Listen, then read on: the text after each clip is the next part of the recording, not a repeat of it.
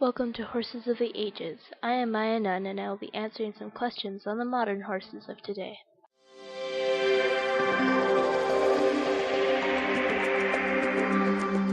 Horses are stabled in many different buildings and enclosures.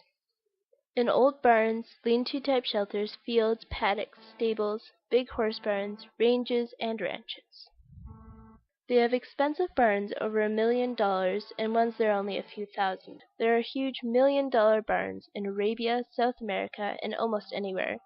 There are also big pastures, some with falling down fences, junk laying about, and no shelter. Those are not so good, but there are also farms where horses pretty much live on carpets, are pampered, and have nice big flat fields and huge barns. There's also the modest little shelter with a nice paddock to walk around in. Horses originally had no man-made shelter, but used small trees, caves, and alcoves, not much compared to what there is today with all the luxury stalls and paddocks. Not to say horses should not have shelter. It is best to have one where they can stay in from the cold, rain, snow, and wind, and also have shade in the summer.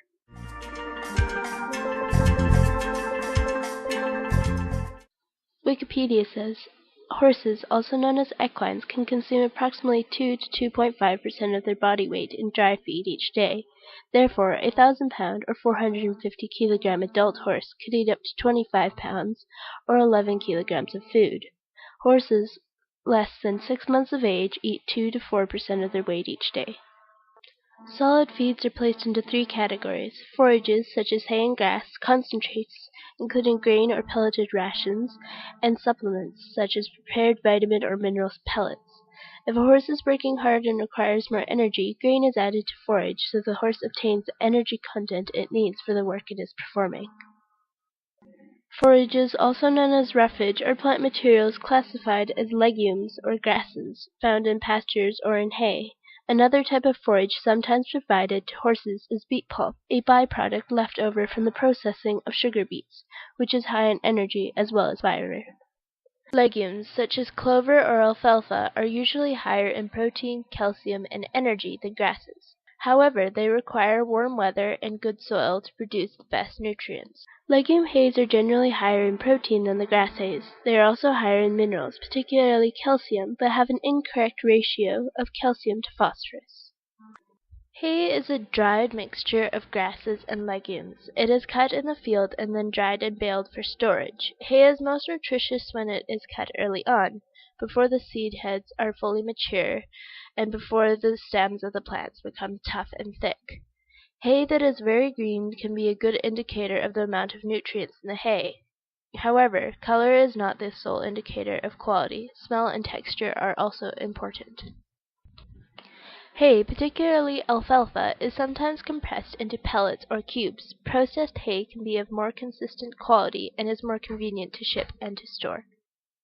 Haylage, also known as round bale silage, is a term for grass sealed in airtight plastic bags, a form of forage that is frequently fed in the United Kingdom and continental Europe, but is not often seen in the United States. Sometimes straw or chaff is fed to animals. However, this is roughage with little nutritional value other than providing fiber. It is sometimes used as a filler. It can slow down horses who eat their grain too fast, or it can provide additional fiber when the horse must meet most nutritional needs via concentrated feeds. Straw is more often used as a bedding in stalls to absorb wastes.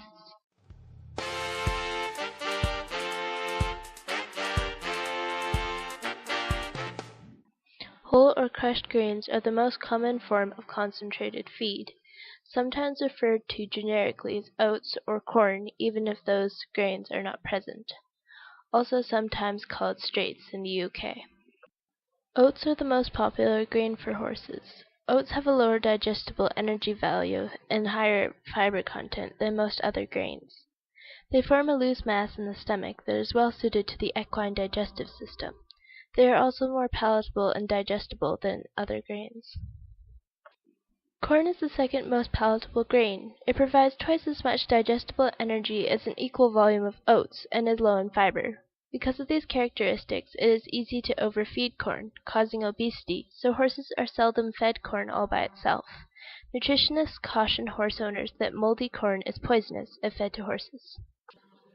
Barley is also fed to horses, but needs to be processed crack the seed hull and allow easier digestibility.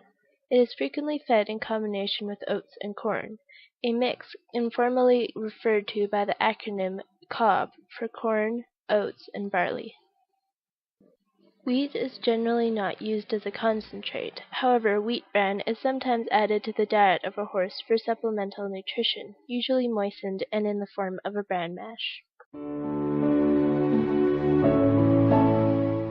Many feed manufacturers combine various grains and add additional vitamin and mineral supplements to create a complete premixed feed that is easy for owners to feed and of predictable nutritional quality. Some of these prepared feeds are manufactured in pelleted form, others retain the grains in their original form. In many cases, molasses is used as a binder to keep down dust and for increased palatability. Grain mixes with added molasses are usually called sweet feed in the United States and coarse mix in the United Kingdom.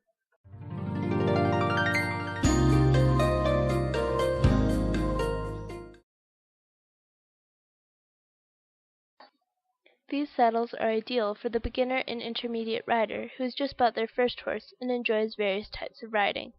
These saddles can accommodate the rider well for basic jumping, dressage, and trail riding. They are often used in riding schools because there are so many riders of different abilities and sizes that ride there. They are also good for 3-day eventing, stadium jumping, cross-country, and dressage. Dressage saddles are designed for advanced riders who are regularly competing in flatwork competitions.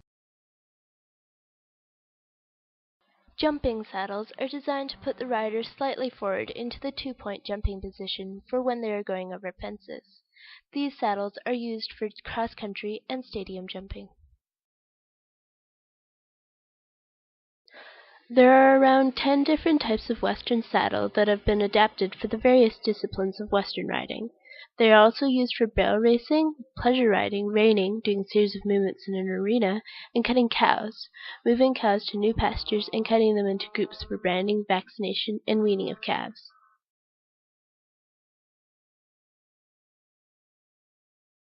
Women started riding horses in European countries in the Middle Ages. It was not deemed proper for them to straddle a horse, particularly because they would be wearing skirts. Hence the side saddle was developed as a way to sit aside a horse with their legs crossed. Racing saddles are very small and lightweight. They are used specifically for jockeys who are galloping and jumping fences on thoroughbred horses. The saddles have only one girth strap and the stirrups are very short. The seat is flatter than other saddles as they are not intended for a rider to sit in, but for them to hover while crouching in the stirrups. Treeless saddles lie somewhere between bareback riding and riding a horse with a full saddle. This saddle is popular around the world with anyone who spends long hours in the saddle. This could include cattle ranchers, endurance riders, and trail riders.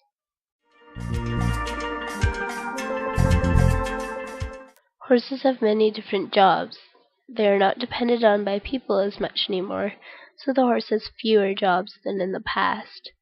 Horses are used for pulling, riding, and sometimes therapy. There are not many places in the 21st century that you can still get a carriage, wagon, or cart ride. But I didn't say there are no places. There are theaters that you can still get pulled around on a wagon to go scene to scene. There are also some places in the world where horses are still commonly used for work, such as getting people from place to place or plowing fields, moving hay, and many other jobs on a farm. Horses are also used for tourists. There are many places in the world that have both donkeys, mules, and horses that pull carts and wagons and carriages for a tour of the city, town, or establishment. Horses are now mostly used for pleasure and hobbies. Horses are ridden in many different styles. There is English, which covers jumping, dressage, cross-country, trail riding, and hunter. There is Western, which covers pleasure, trail riding, barrel racing, reining, and cutting cows. There is also endurance, steeplechasing, flat racing, vaulting, and side saddle. I'm not putting bareback riding as a style, since anyone can ride bareback with whatever style they choose. I believe bareback riding is a fun side thing to a riding style.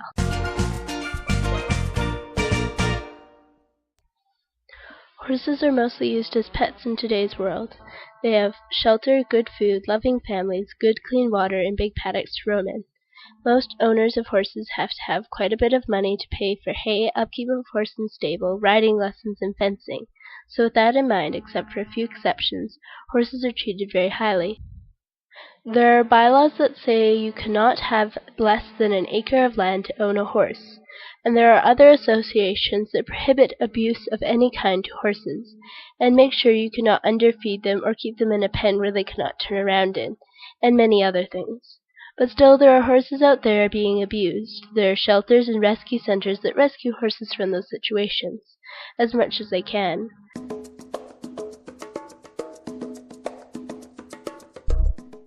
Horse types can be put into 3 different categories. Draft, meaning big pulling horse breeds such as the Clydesdale, Shire, and Gypsy Vanner.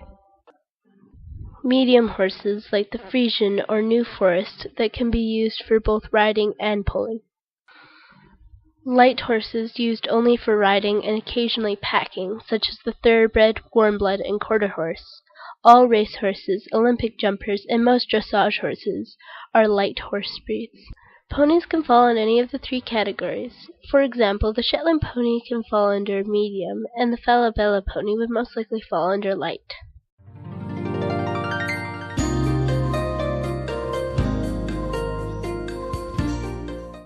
There are over 350 horse breeds in the world. They all fall under the 3 categories.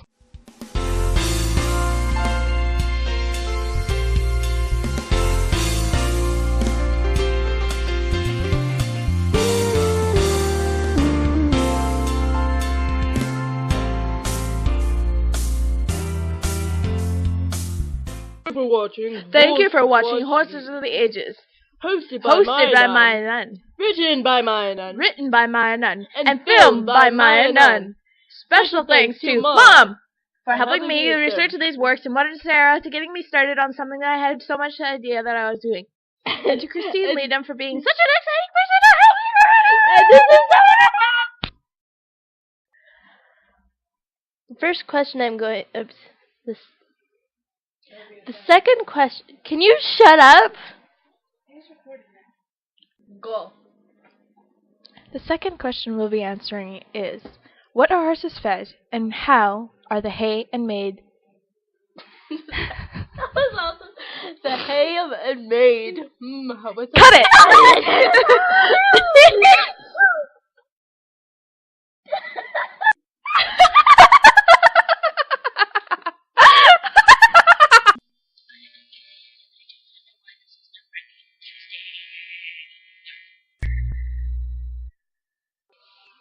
Horses originally had no man-made shelter, but used small trees and caves and alcoves. And I just messed that all up.